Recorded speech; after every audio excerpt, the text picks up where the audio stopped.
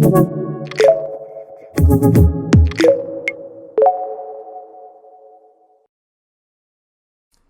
guys, welcome to this week's Track Talk Thursday with special guest Michael Norman, who recently became the member of the Sub 10 club in the 100 when he ran down in Texas a couple weeks ago, and he was able to join us Thursday. Sat down for like 30 minutes, and we chatted about everything from like his car dreams and his new Toyota Supra that he drives around, his new hobby, Call of Duty, all the way through what his ambitions and goals are through 21, what it takes to become that. We talked a little bit about his progression and how he's progressed really well through the 200 and 400, as I referred to as the perfect sprinter progression, which I have no idea if that's true or not, but it was a really, really informative interview, really fun interview. Michael was a great guest. I really appreciate him coming on. There's some really good things going on in the channel now. We've reached that mile marker of 400, chasing 500 followers on Twitch, so make sure to head on over to Twitch. Link is below in the bio. We head over there. We stream Monday, Tuesdays, and Thursdays with the guests, special guests every now and then. On Tuesdays, pop in and out. I think there's a special guest tonight if this video gets up, but that video will be up on YouTube in a little bit. I'll play some Call of Duty over there, some Warzone, chase some W's, and make sure to hit that Discord link as well below, as that's like a cool community area where we've really kind of developed a fun way to talk about things in the sport. Training tips have been shared in there. It's just a lot of fun, and I really appreciate all the support so far. Enjoy the video. I really appreciate the support so far. Thank you, Michael, again for being on, and stay tuned for this week's Track Talk with a special guest on Thursday. Can you hear me? Yeah, I can hear you. Can you hear me? Okay, perfect. Okay, good. All right, we just reset it. We just had to reset it. That's all it took. Simple reset. It's like you have a problem with something and you just unplug it for like 10 seconds and it works. Yeah. Technology. It's like the first thing to do. Turn it off, turn it back on. It doesn't work. It's like that meme of like the kid in the family that fixes for the parents, and all he does is like turn it off, and all the family's like, "Yo, what did you just do?"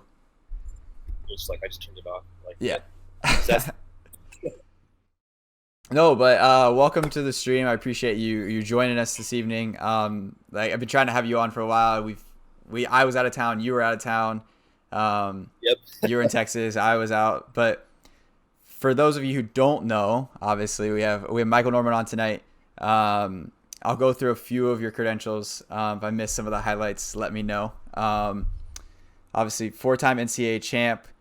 You ran the world's best, technically, right, in the 4x4, and then indoor, just the world record, but I just call it a world's best. Is it in the 400? Did you break the world record in the 400 or world's best in the 400? So yeah, I broke the world record in the indoor 400, but the record didn't get read because the NCAA drug tested me, and I guess it's not like a valid test that at the time IAAF accepted. So the drug test didn't count, so that's why we didn't get ratified, which is kind of dumb, but it is what it is. Maybe I'll run it next year. That's really dumb. 2-time world junior champ when it was in Eugene. 2-time Gatorade Athlete of the Year, 2018 Bowerman winner, and then now you're now a new member of Sub 10, Sub 20, and Sub 44, which I feel like is a pretty obviously elite club at this point. Yeah, so I guess that's my newest accomplishment, but that's like impressive. Like I'm trying to think of that. I mean, obviously, like everybody has the clubs for like distance and like your 3 events, but like I mean, I think like the sprint one is like legit. Like you got to be legit. I mean, I just remember the first time somebody ever broke it, which was Wade Van Niekerk, and I was just so disappointed because I wanted to be the first person to do that. But we fast forward a couple years, I finally got the chance to do, which is a great accomplishment. So it's just something to be proud of, especially given like the whole situation this year. So.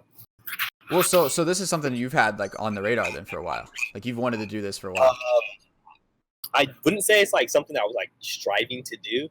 I just felt like if the opportunity happened and I got had a chance to run the 400, the 100, then it might be possibly might be able to join the club. So this year gave me the opportunity to finally run the 100 and talk myself by running 986. So. Yeah, I mean it works. So let's go back. Let's go back to the very beginning here.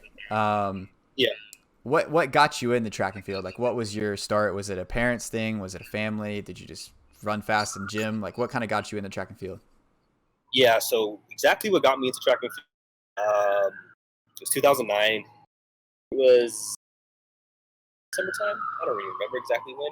But my dad asked me, "Hey, fire truck or something You're good. driving by." But yeah, my dad was like, "Hey, do you want to go out to track practice one day?" And I was like, at the time I wasn't doing anything. I was pretty sure I was probably just like hanging out with my friends or playing video games. They just got wait for it to drive by. Perks of living downtown. Yeah. Yeah, but my dad asked me, "Hey, do you want to go to track practice one day?" And I said, "Yeah, I'll give it a shot." So I went to track practice one day. I remember it's like Converse and like not some type of shorts. There weren't basketball shorts, but there's some other type of shorts. And I just kind of went out there, met a couple guys that I knew actually, and had a fun time my first day. So my dad asked me, "Do I want to continue this?" And I said, "Sure, I'll give it a shot for a year." So then I went to the store, got my first pair of like legit running shoes, some Nike shoes. Couldn't even tell you what they were called. But I remember they were orange, and they were like dad shoes, and they had like an orange Nike sign.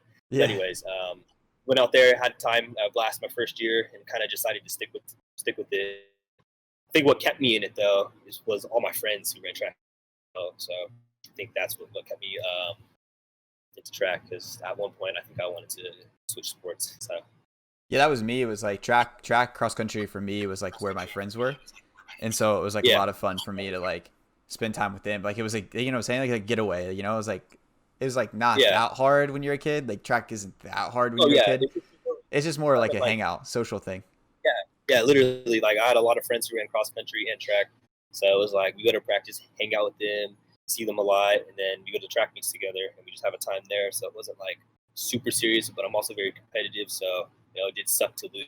I just enjoyed being around my friends all the time. So I think that's When did you like kind of flip that switch from being like a social, like where did that competitive switch go? Like when did it turn on to like where you were like, this is what I want to do. This is where I want to be the best I can be at it. I would say my freshman year of high school is when it changed for me. I think before freshman year of high school, my PRs in the 400 was 56 seconds. The 200, I don't even know, 24 something. And then in the 100, it was like 11.8, something like that. So I got to high school, I'm thinking like, yeah, I'm okay at it. Like I'm not seeing a lot of progress, in my athletic ability all of middle school. So let me just kind of like dedicate some time to it. Go to like train with one of my best friends from back home, Jordan Testerman, and that year I had huge PRs. I went from 56 to 49, 24 to like 22 low, and then I think I ran like 11.3 or 2 that year.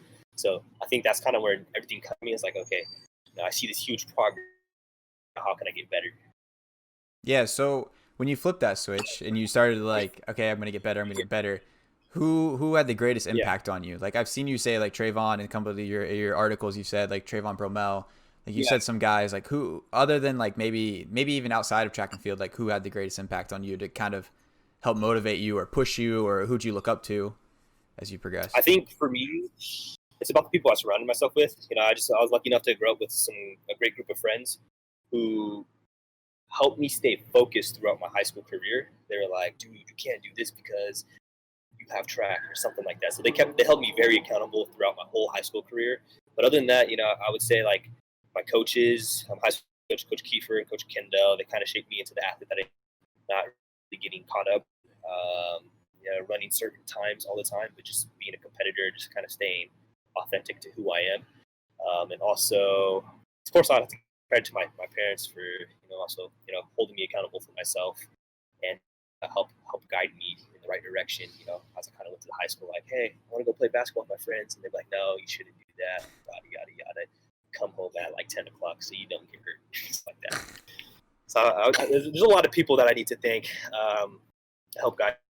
In terms of like inspiration, yeah, the first guy who I was like, dang, I want to be like this dude was Trayvon Bromell. He ran 999. It was windy, but it's still fast. 999 as a high schooler. So Yeah. I remember that. I was like, wow, these dudes are so fast. I'm like, I want to be like them. So I'd say Nice. that's my true first. That's like rare, I feel like, to have friends in high school who like want to see you succeed. Like I think every friend wants to see you Yeah. succeed, but friends who actually like Yeah. are like check you. Like, you know, like my friends always wanted me to be good, you know, but like they were never gonna check me. Yeah, Like if I was like, yo, let's go play basketball, they're like, yo, let's play basketball. Like they're gonna do whatever I do. Like yeah, they were no like checking. There was no checking. yeah. I think for me, like, as a freshman, I was just, just like everybody else. We just go out there, hang out, longboard down hills, play basketball and stuff, play tennis, do whatever we did. But as the years progressed and I got better at track and they could see me like, oh, I'm going to go to college for it. Maybe I can go pro, or maybe I can even make the Olympic team. That's when my friends were, they kind of started to kind of like monitor what I do. You can't do that, Michael, because you have track or something like that. I'm like, okay. So, I think it was kind of like a joke, but they were kind of like they were kind of serious at the same time. They're like, hey, you can't do this, Michael. You're too fragile because you got track, or like, hey, Michael. Or it's like, oh, we can't play with Michael right now because we can't get him hurt. Stuff like that. So, so they used it against you for sure, even though it was like them looking out for you. But yeah, they were definitely looking out for me. So, I just had great people around me throughout high school and college. So they've literally helped me get to the place I am now, just because they've always had my best interest, even when I didn't have my own best interest. Gotcha. Nice.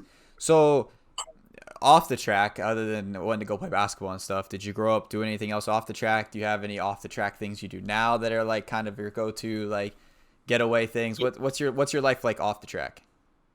Off the track right now, yeah, a lot right now. But in terms of hobbies, I'm starting to get into cars a lot. I like driving fast cars. I've seen your new one. Oh yeah, it's Toyota Supra. So Yeah. much fun to drive. Yeah, even on like back roads just through LA, especially now that isn't as bad as it was. That's one big thing that I do. I kind of enjoy cooking, although I haven't really cooked in probably 2 weeks. Just because I've taken a break from it, I guess. Kind of on off season, kind of not, but I'm just lazy right now, to be honest. But yeah, so I enjoy cooking. That's fun as well. Play a lot of Call of Duty, probably too much. I'll probably use I don't my think time that's a a little thing. bit more I don't think wisely. that's a thing. I think you're good there. I don't think that's a term. Yeah, no, I really enjoy playing that. I'll play with my friends from back home and Ryan, Benjamin as well. And then on occasion or 3 times a week in the morning, I'll go to Japanese tutoring, like over Zoom or something like that with my tutor, just to kind of learn the language. So it's kind of what I do with my time right now. The car is gonna be my new passion. That's like somebody asked how your Japanese is going. So is that what you're like? You big into learning the Japanese, in the Japanese, learning Japanese now? Yeah, it's tough language, and it's something that you have to consistently do. Otherwise, you kind of forget because everything is basically backwards. So I spent a lot of time to learn it. Slightly getting better, but I feel like I feel like I'm at a point where I can probably just like introduce myself and hold a tiny conversation. But I think my biggest problem, this even happened to me in college during Spanish, is like the listening part. It's just, I feel like you have to speak especially slow so I can pick up everything. Yeah, I Just talk understand. at normal speed, things just fly right over my head. And I have like this habit where I like to hear what I like to hear, and I'll just kind of like translate it based off of what I thought I heard when it wasn't right. So it's kind of Yeah, I could. I mean, I feel like I'd have so much trouble learning Japanese. Like, I think French is on my list. Like, I'd love to learn French.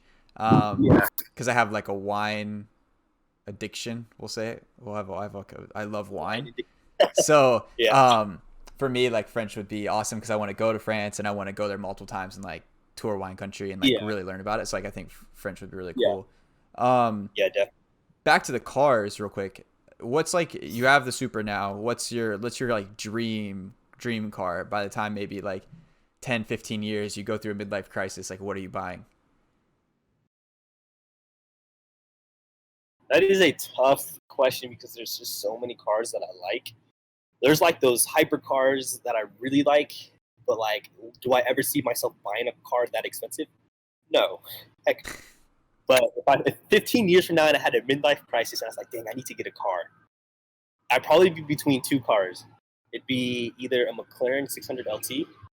probably with a roof scoop. I'd probably get like I'd definitely go black actually. Definitely go Okay, black. you've put thought into this. I like it. Yeah, definitely go black for that. Or the second one would be a Ferrari 408 Pista.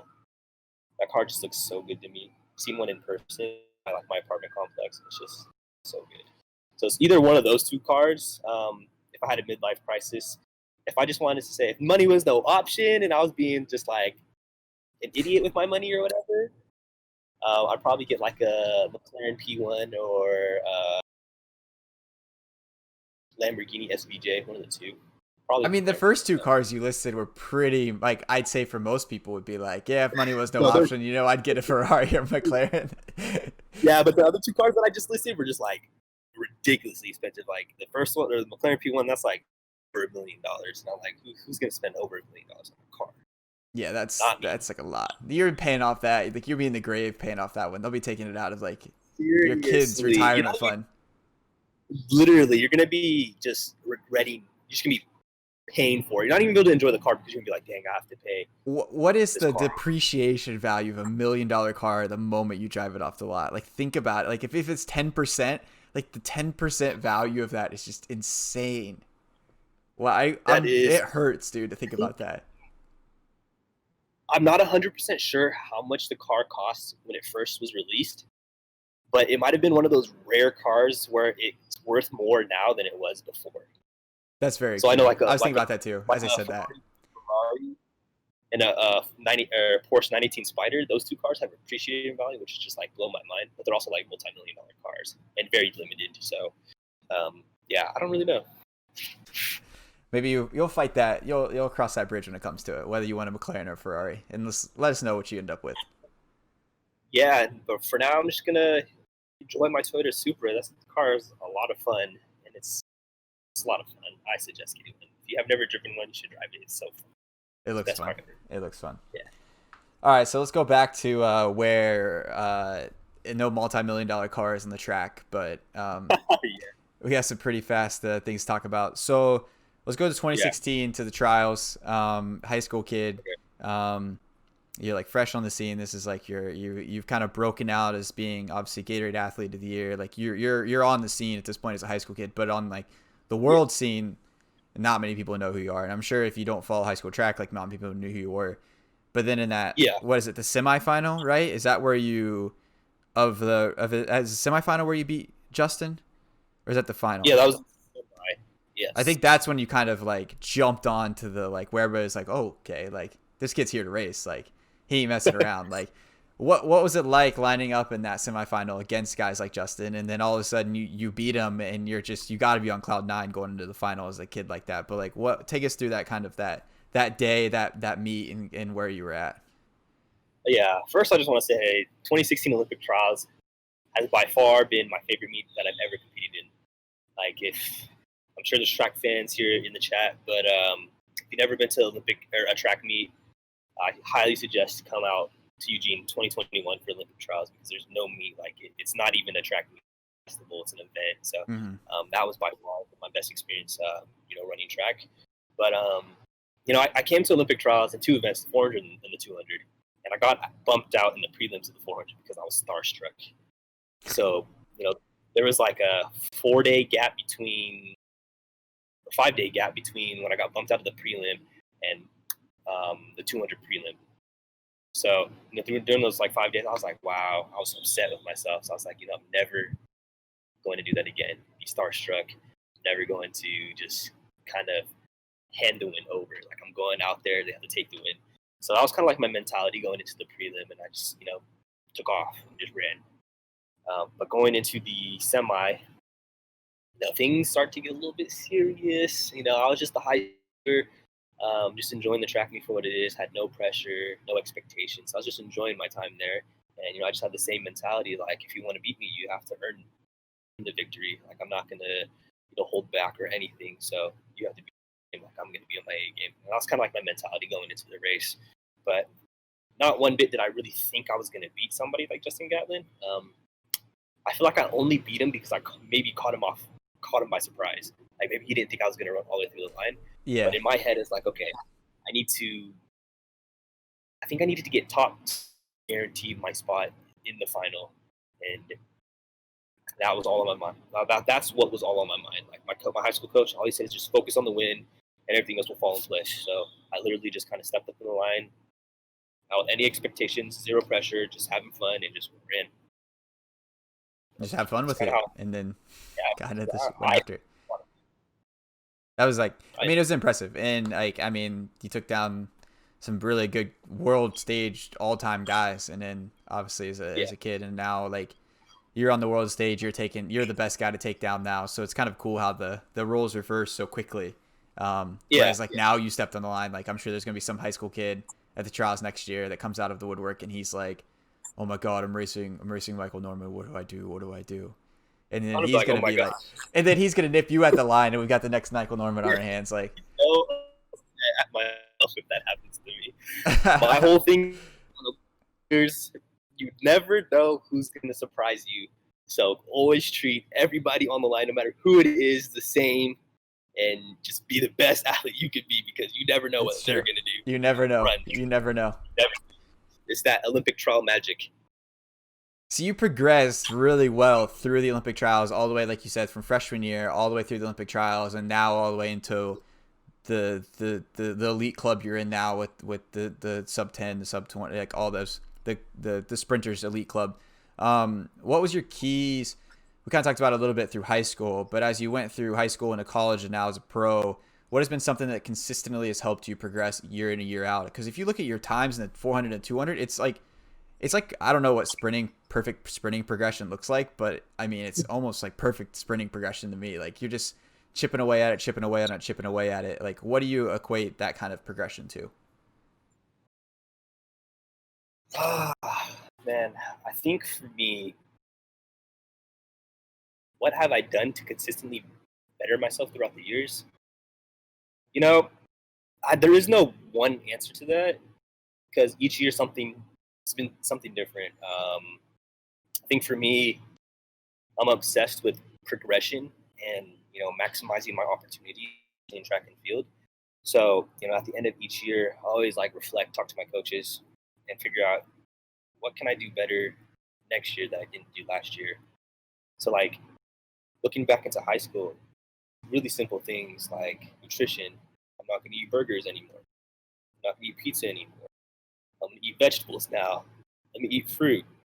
Let me drink protein shakes. To more like, okay, let me fix my work ethic, technique stuff, lifestyle issues outside of track, prehab, rehab. So they just kind of like, as the years I add on more to my track and field plate, or I try to perfect something else, whether if it's like technique, race pattern, attitude, or just anything. So, over the years, it's just I think it's just my mentality. It's how I approach each year that's kind of helped me progress throughout my career more than just like one single answer. Yeah. No, I that's like a really good way to look at it because I think that's something that's very true for me because my high school training was super like bad. I mean, if you call it anything, like I mean, I didn't train hard. I trained horribly. And then as I got to college, it became like if I want to be great in college, like I have to be doing XYZ. And that's workout intensity, like all these different things, mileage, like all these things you have to do.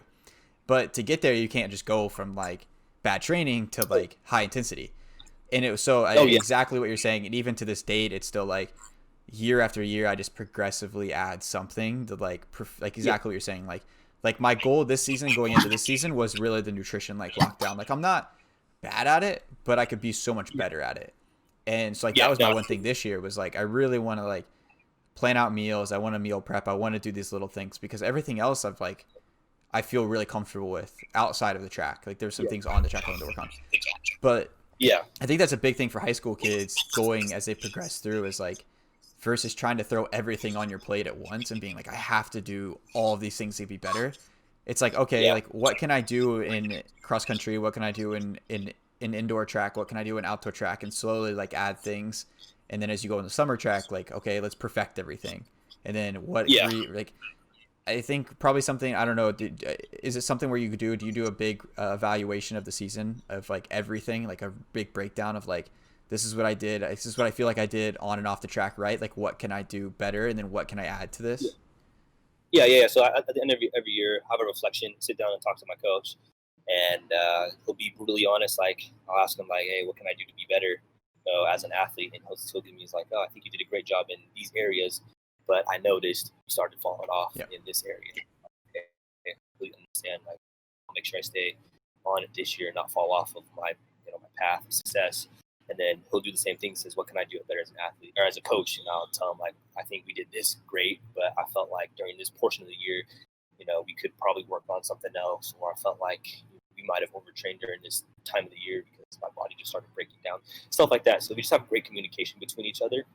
But yeah, I know for me, I just sit down and reflect the entire year as a whole, starting from the beginning, in terms of training, nutrition, sleep, and then everything outside of track, what I can do better. So Yeah, for sure. I think postseason evaluation is something that's pretty important that I think a lot of people overlook pretty easily. Um, what's next for you right now? You said you're in the off season, so there's no Europe, no more um, no more hundreds this season. Like you said, you're kind of in the, so you're pretty much locked down for the off season right now. yeah, so I don't have any intentions of. Well, I stopped training last week, but I didn't have any intentions of training or going overseas to compete, just because this whole COVID thing. It's kind of scary. You don't want to catch it. And I know a lot of people do recover from it, but you still don't know what the long term effects of it are. And being in the position that we are, um, being a professional track and field athletes, it's very demanding on our body. So I just always want to make sure that I'm going to be in the best position as possible, throughout the rest of my career, just because I'm so early in it, and I don't want something like this pandemic to affect me from reaching my goals. So yeah, this year just kind of like playing it safe. Shut it down a little bit earlier than, but we're going to get back to it eventually and figure out a nice plan, kind of approach next year as we kind of find some training solutions. Mm-hmm. Yeah, no, I think I heard Rye say it is like if this was a normal season, like people wouldn't be pushing their season off so much, like people wouldn't be like I'm gonna gear up for like September October. They'd be like, all right, I'm gonna like chill here. So I think like I'm kind of like you. I'm kind of just like getting by right now, like checking off the boxes I need to check, and then like getting on to the next one. Yeah. Um, real quick, two more questions here for you. What are you've entered this club now? You've run your 100-meter time. You've run a fast 2. You've run a fast 4. You're missing a couple things, I'm sure, that you've wanted to add as far as titles to your name and credentials you want to be you probably want to Oh be yeah, talking yeah. about after next year. Um, what are some big goals you have? Is it world records? Is it Olympic golds? Is it what's kind of what are you writing down in your goals going into the next cycle here? Yeah, I think the only thing that's on my mind is that Olympic gold medal. That's it. If it has nothing to do, or if it's not related to winning that Olympic gold medal, then if it's next year, it's not going to be as relevant to me as it might be, just because I'm so focused on trying to achieve my dreams and my goal that I'll do just about anything to make sure that I get that Olympic gold. And that goes with like the world record. Like world record is amazing, but nobody can take. That's something that you can cherish for the rest of your life. And that's what's important to me, is just kind of like to secure that medal. Not just any medal, it has to be a gold Yeah. medal. Just securing that gold medal would just mean the world to me, just because of how up and down my career has been, and how much time and how much of my time in life I've dedicated to the sport. So that's definitely my goal. And just because I think that's a good overall goal as well, because if you just focus on winning that gold medal, you're obviously going to run a fast time. Just looking at how great the talent is across every event in the world right now. Gold medal is going a gold medal is going to carry its weight. So that's the only goal that I have, literally, that Olympic gold. All right, I got a quick. There's one question in chat in here that I need to ask you, and then I have two rapid fire questions for you, real fast. The Gotcha. first one is a chat rapid fire. How's your bromance with Rye? They want to know how How's your my bromance. bromance? I'll expose him real quick. He's playing. He's probably sitting on this other side of this door right here playing Call of Duty. I guarantee you. If I'm wrong, then I'm wrong. Yep, we're right. He said, Mike, close the door, because he couldn't see. But it's good. We're actually going to the next couple months. We're both looking for places, so no longer gonna be roommates, but it's cool. We're still gonna be great friends. I'll probably be over at his house a lot, so it doesn't really matter. Everything's good. Nice. Who is one person, if you go back in their prime, in the let's say the 400, because I feel like that's where you want to land your Olympic gold. Who would you want to race in their 400 meter prime? Coach Watts, Quincy Watts. Quincy Watts, hands down, easy. It's that easy. Is because he's my coach, I have to be able. Is there a little bit of a I would beat you if we raced in my prime? No, but he will always have something over me for the rest of his life, and it's that school record. I do not have that, so that's the one thing he's holding over my head right now. I don't have that either. So. All right, one more question before I let you go. This is from chat. How do you find a balance in the off season between being in grind mode but also letting go and having fun while being smart about what you do? Can you repeat that question? Sorry, you cut out. How do you find a balance in the off season between like grind mode and also letting go and having fun, and being smart about what you do? Yeah, the off season, I think I'm just in such a grind mode during season. When it comes to the off season, I get about a month off. I'll take like one serious week to just eat whatever I want and do whatever I want, and then I'll kind of slowly adjust myself back into like that normal grind. And that's how I kind of enjoy it. I'll go do stuff that I typically might not normally do during the season, like go paddle boarding or like hikes. I hate hiking, actually. I don't even know why I said that. I want to jet ski. I want to like do stuff like that. Go hang out with my friends at the beach. Do stuff that's not that I typically would in the off season. Stuff that I wouldn't typically do during season. I would do in the off season and just enjoy it. Just say I'll do it in my off season. So when it's off season for me, it's off season, and I do almost anything I want as long as it doesn't injure myself. Gotcha. Yeah, that makes sense. That's exactly where I am. I'm like a week to 2 weeks where it's like the doors are off, like it don't matter, like, and then it's like even there's like a month where it's like it's super like chill, like I'm even like whatever, like if I'm gonna stay up late tonight, if I'm gonna eat a burger, like not really that big a deal, but I'm gonna like kind of watch what I do. And then it's like the second month, okay, I'll watch what I do with like my nutrition, but like if I stay up late, like I'm okay, or vice versa. Like I'm just not gonna like stay up late and like drink a bunch of wine or drink a bunch of soda and like eat Taco Bell and play video games all night. Like I'm gonna do one or the other. Like it's kind of like I kind of like balance it out and wean myself back into it for sure. Yeah, I would say this year it's been different for me just because I don't know, it's a weird year. So this year, like I normally go like I give myself 7 days to eat whatever I want of just like junk, like breakfast, lunch, dinner, snacks, junk. I never 7 days. I think last year I made it 4 days. But this year I've kind of like taken a different approach. Like I'll eat one bad thing a day, or I'll get ice cream or something like that, or like I'll eat like yesterday I had In-N-Out, so I'll eat one bad thing. So I've been kind of things have kind of changed, but I don't let my off season get too crazy where I'm gonna lose focus on what I really want to do. So because I always know I'm gonna have to get back to it. So yeah, makes sense. All right, man. I appreciate you spending time with us. I appreciate you answering the questions, hanging out with us. Congratulations on the sub, on the 100 meters, the sub 10, all that. Good luck with everything in the off season, and I'll actually see you in a couple of days. But we'll see each other on the circuit for sure. Probably, hopefully, indoor season we're back to some kind of normalcy and we're racing overseas and having a little fun with it. Yeah, definitely. Indoor season might not be my favorite thing, but given this, I have to run a few races next year just for fun. But I appreciate you having me out here. It's been a lot of fun. Add me on PSN or Call of Duty because that's what I be on all the time. And that's about it. So. All right, man. Have a good night. Appreciate it. Yeah, appreciate it. Thank you. Thanks. Oh, chat. All right, so we don't have webcam because the whole thing kind of messes up after Discord. I'd have to restart Streamlabs, and I'm not gonna mess with that. So I'm gonna be short for tonight because I just got home from a trip with Ari today. So I'm gonna go to bed tonight super early because I'm exhausted from traveling. I'm hopefully gonna be on for a short stream tomorrow because I want to play the new season of Call of Duty. Maybe I'm gonna add Mike and we can play. But appreciate all the questions tonight. I appreciate what's going on.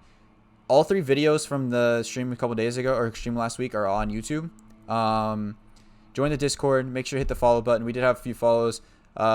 Bleach Polo, Poyo, Leeson, Narado, Dete, Garvey, Christian, Zach Attack, Ram. Oh, that one's hard. And Maddie B streams. So I appreciate everybody with the follows tonight. If you have a Twitch Prime available, I would love if you could check and see if you guys have a Twitch Prime available. Just link your Amazon Prime to your Twitch account, and you have a free subscription. All of that stuff goes towards the stream setup and making sure that and kind of giving these guys a little gift card or something for coming on, because I appreciate their time. So if you guys have anything or any content ideas for me to sit down and talk with you guys on Q&As, like the videos on YouTube, if you have guest ideas, topics for guests, throw them in the Discord. That's the best place to get a hold of me and throw out ideas. Otherwise, I appreciate you guys hanging out tonight. Again, sorry for the short stream tonight, but I'm going to relax and watch some Netflix tonight. And I'll be back hopefully tomorrow. It might not be at 7. It'll probably just be whenever I get on tomorrow, but it'll be a couple hours maybe tomorrow where I can play some fun Call of Duty or something with you guys. So I appreciate everybody tonight. Thanks for hanging out, and I hope you guys have a great day. And I will be back here tomorrow to chill with you guys for a little bit, hopefully. Appreciate it.